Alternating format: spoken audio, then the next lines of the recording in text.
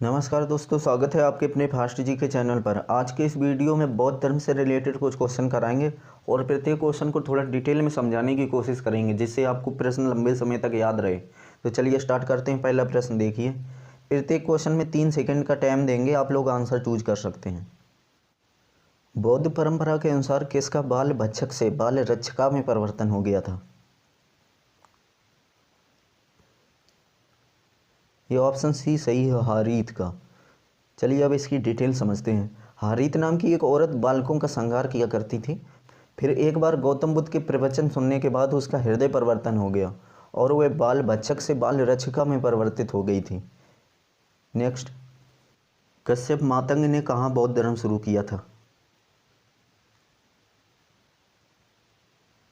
इन्होंने बौद्ध धर्म का प्रचार पहले चाइना में किया था। कश्यप मातंग को मातंगा के नाम से भी जाना जाता है। ये भारत के एक बौद्ध भिक्षु थे। माना जाता है कि इन्होंने पहली शताब्दी में सबसे पहले चीन में बौद्ध धर्म का प्रचार प्रसार किया था। नेक्स्ट, महासांघिक संप्रदाय का उदय कहाँ हुआ था?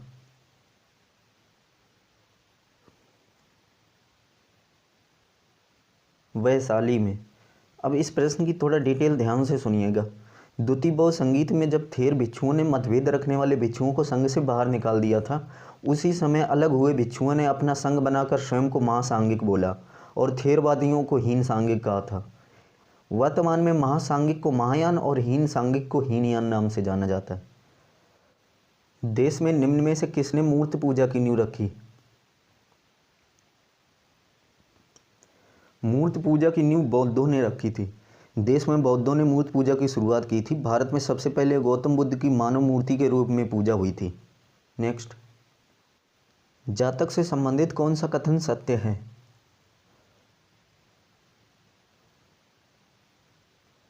ऑप्शन सी बिल्कुल सही है, बुद्ध के पूर्व जन्म की कथा है। इस प्रश्न की डिटेल थोड़ा लंबी है तो आप लोग ध्यान से सुनिएगा। जातक कथाएं सुत्त पिटक के खुद्दक निकाय में वर्णित हैं। इन कथाओं में भगवान बुद्ध की कथाएं हैं, जो मान्यता है कि खुद भगवान बुद्ध के द्वारा कही गई थी।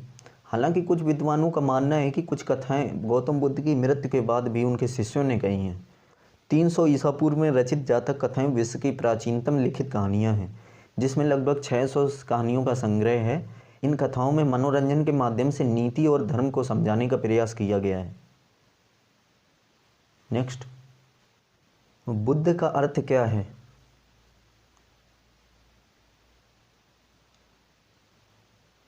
बुद्ध का अर्थ है ज्ञान प्राप्त। जब सिद्धार्थ गौतम 6 वर्ष की कठिन तपस्या के बाद 35 वर्ष की अवस्था में वैशाख पूर्णिमा की रात को एक पीपल वृक्ष के नीचे जब इनको ज्ञान की प्राप्ति हुई थी, इसके बाद सिद्धार्थ गौतम को बुद्ध के नाम से पुकारा जाने लगा था। तो इसका तात्पर्य है कि बुद्ध का अर्थ है ज्ञान की प्राप्ति है। नेक्स्ट, धातु से बने सिक्के सबसे पहले कब प्रकट हुए?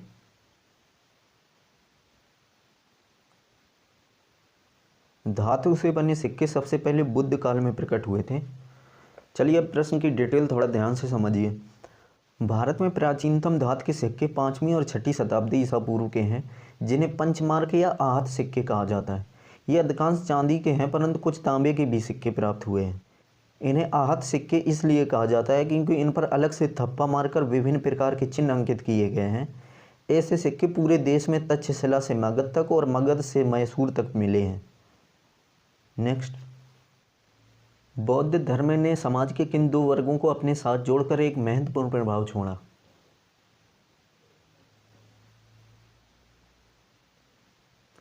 ऑप्शन डी बिल्कुल सही है, स्त्रियों और शूद्रों को अपने साथ जोड़ा। ब्राह्मण धर्म में स्त्रियों और शूद्रों को एक ही दर्जे में रखा गया है। उनके यज्ञ करने और वेदों को अध्ययन करने के अधिकार छीन लिए गए। बौद्ध धर्म ग्रहण करने पर स्त्रियों और शूद्रों को इस अधिकारहीनता से मुक्ति मिल गई। नेक्स्ट, बौद्ध दर्शन में कल्याण मित्र क्या है?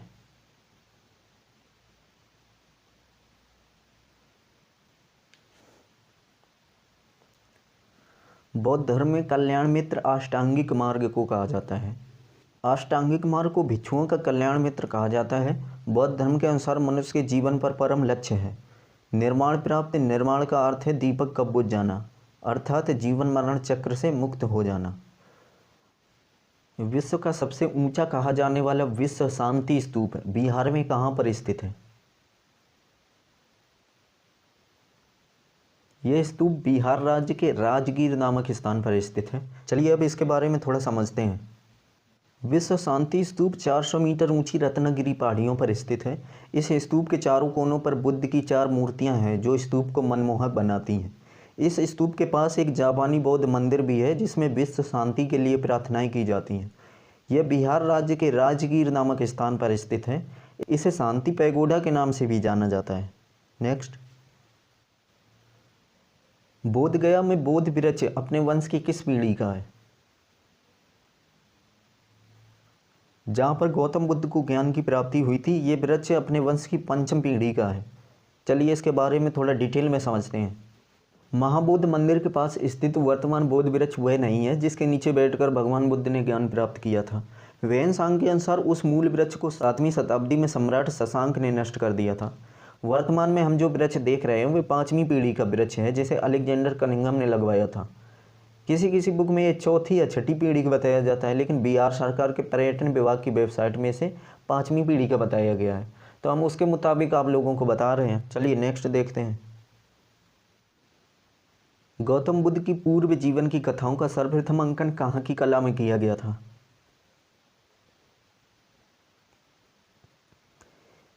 ऑप्शन ए, भरभूत स्तूप में। भरभूत भारत के मध्य प्रदेश राज्य में सतना जिले में स्थित एक गांव है जहां पर पत्थर के गोलाकार फलकों पर बुद्ध के पूर्व जन्म की कथा एवं बुद्ध के जीवन की घटनाओं का चित्रण सर्वप्रथम किया गया था। नेक्स्ट, लुम्बिनी गौतम बुद्ध का जन्म स्थान था, इसका समर्थन किसके एक अभिलेख से प्राप्त होता है?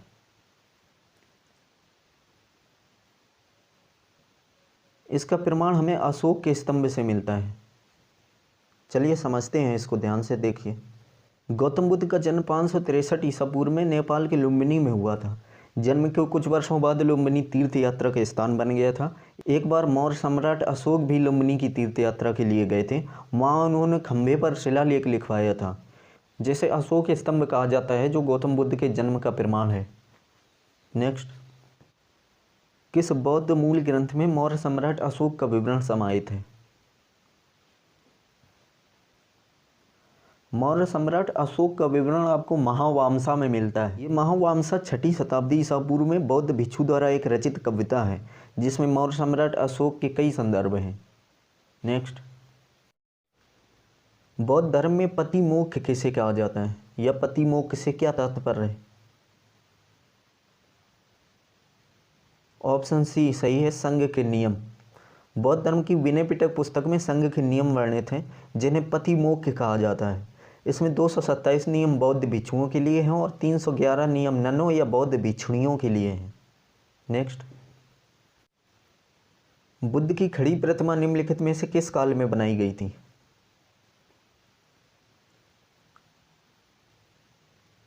ऑप्शन बी बिल्कुल राइट है, कुषाण काल में। आइए अब इसको ध्यान से समझते हैं।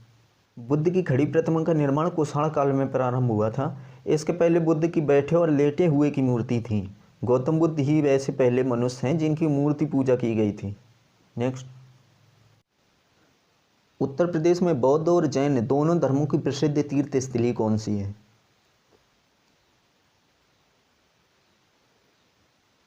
Option B Kaushambi.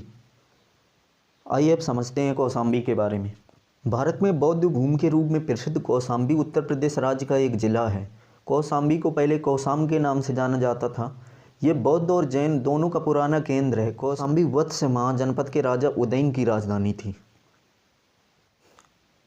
निम्नलिखित में से कौन बुद्ध के जीवन काल में ही संघ का प्रमुख होना चाहता था?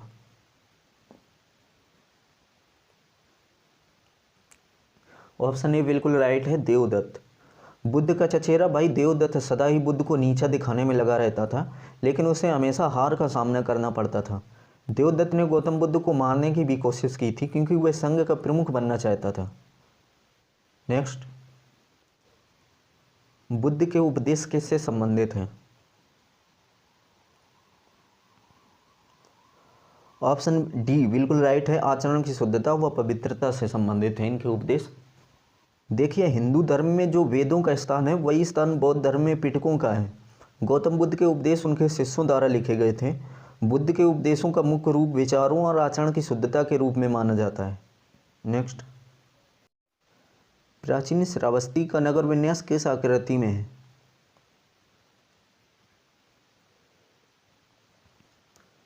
ऑप्शन बी बिल्कुल सही है, अर्धचंद्राकार। गौतम बुद्ध के समय श्रावस्ती कौशल नरेश प्रसेनजित की राजधानी थी। बुद्ध ने अपने जीवन काल के सर्वाधिक उपदेश श्रावस्ती में ही दिए थे। यह नगर अर्धचंद्राकार आकृति वाले क्षेत्रफल में बसा था। लास्ट प्रश्न और देखिएगा, गौतम बुद्ध की माँ किस वंश से संबंधित थी?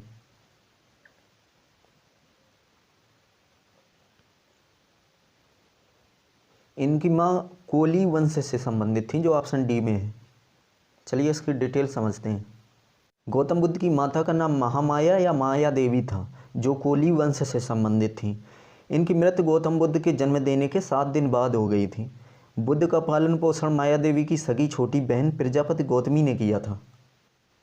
दोस्तों, आपको अगर वीडियो पसंद आया हो, अगर आपको इससे कुछ सीखने को मिला हो, तो आप लोग लाइक और सब्सक्राइब कर लीजिए। नेक्स्ट वीडियो आपको इसी तरह का मिलेगा, तो आप लोग दोस्तों में भी शेयर कीजिए इस वीडियो को। जय हिंद, जय भारत।